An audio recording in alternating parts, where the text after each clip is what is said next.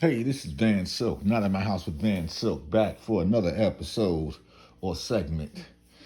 Boy, this is getting out of hand. This is getting crazy. I don't really like doing things like this, but we at a crossroad of total disrespect for a person that really has not said anything in bad wording or defamation of character about his spouse or whatever she claimed to be. We talking about Jada Pinkett. I call her a topic hijacker. Ever since Keefe D got arrested in the alleged murder of Tupac, Jada Pinkett has run around with all kind of exaggerating stories about Tupac. Had alopecia. Tupac said that he asked her to marry her while he was in Rikers Island. And, Will Smith has a small pee-pee, and, we've been separated for 7 years. And now she's saying she didn't ask Will to smack Chris Rock and that she wasn't his wife.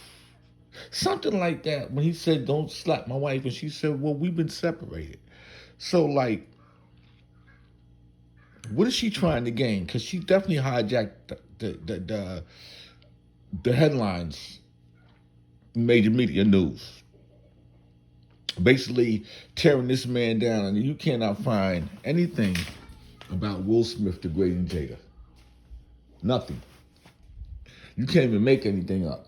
This is what he got himself into with this woman. And the sad part about it is a lot of women of color, are not holding her accountable. Well, here's a TikToker who a lot of people start to believe, because she took the time out to break down Jada's timeline and most likely calling Jada a liar. Now, everybody want to talk to Jada in the podcast world because it's great to talk to her. It's ratings. Check out what this young lady has to say, and I'll be right back. There's a part 1 and part 2. Make sure you follow her on her TikTok, which is listed throughout this segment. Be right back. This is Van Silk, not in my house. Jada's lying, and I have the timeline to prove it. And I'm literally in the middle of moving, that's why I look raggedy, but I cannot handle these fucking lies anymore. Jada is currently on her Pay Attention to Me tour, and she is making all these wild claims, including that Tupac proposed to her while he was at Rikers. Really? The math isn't mathing, so let's take a look. Tupac was convicted of sexual assault charges on February 8th, 1995. From there, he was sent to Rikers Prison, only to be transferred less than a month later to Clinton Correctional Facility. And she specifically said she went to see him. This was not on the phone. When I go to see him in Rikers, probably one of the more painful parts. Seeing him there, the condition that he was in, and having to leave him there. Cool. So, prior to going into Rikers, Tupac already had a girlfriend named Keisha. He proposed to Keisha, her words, in a September 2011 interview. He proposed to Keisha before he even went into prison. They were already engaged. They got married in April. And in the time that he got sentenced and was taken to prison, Keisha actually moved closer to be by him and be by the prison and saw him on a near daily basis. When he asked me to get married, he was at Rikers. So you're telling me that in the 3 to 4 week window that he was at Rikers, engaged to another woman who had moved closer to the prison and was there almost every day, Tupac proposed to Jada. But hey, Jess, you might be saying to yourself, Tupac wasn't known to be a one-woman man. He was no angel. Fair enough. Let's see where Jada was during February of 1995, which was, as we've already established, the only time she would have been able to see Tupac at Rikers since he was only there for less than a month. You see, Jada had already met Will Smith in 1994 on the set of Fresh Prince of Bel-Air, but Will Smith was married, so nothing happened between them. But in February of 1995, Will Smith was served divorce papers by his wife. 5 days later, on February 19th, Will called Jada and said, "Are you single?" And she said, "Yep." Will said, "We're together now." Jada said, "Cool." And she immediately flew to LA. She flew so immediately that when he called her, she was in Maryland at a brand new house she bought. And she never spent a single night in her new house. That's how immediately she flew to LA.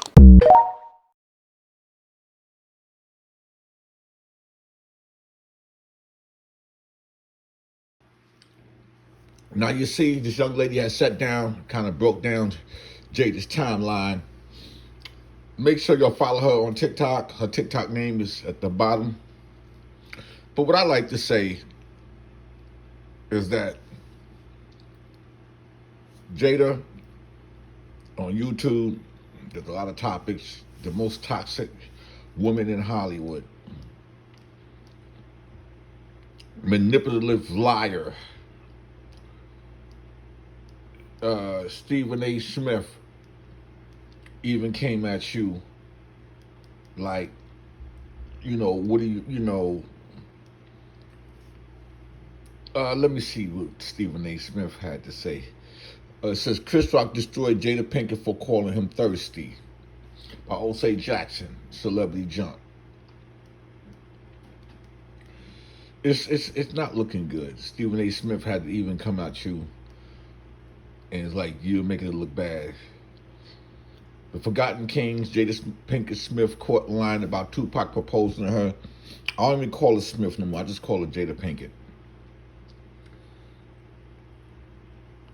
And what's sad about this, a lot of women,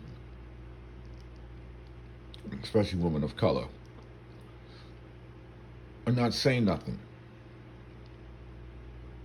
They were trying to find fault with Will Smith than to find that Jada has been very toxic ever since the Red Table Talk.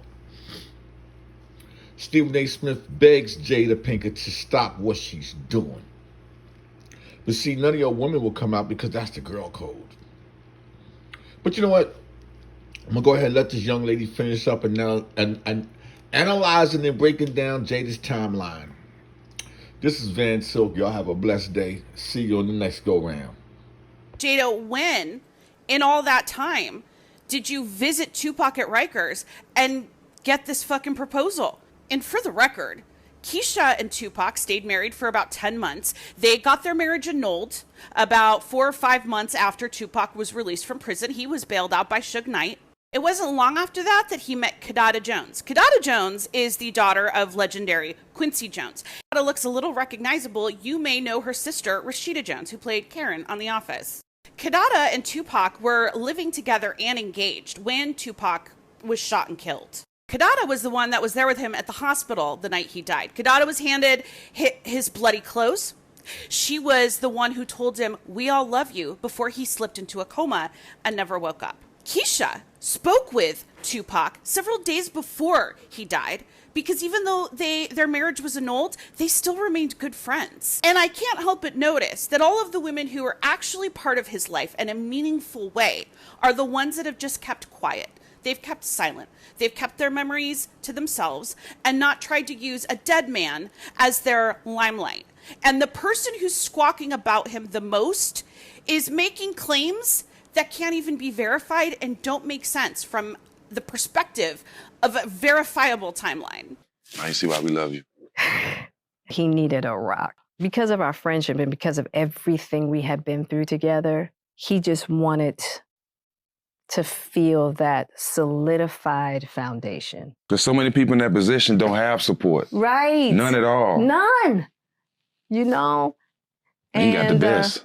He did get the best, but not from Jada, because per Will Smith's own words, that him and Jada were pretty much humping all over the world. They were traveling constantly from the first 3 months they were together, all over the world. So Tupac did get some great support, I imagine, from his wife, who moved closer to be with him and visited him every day.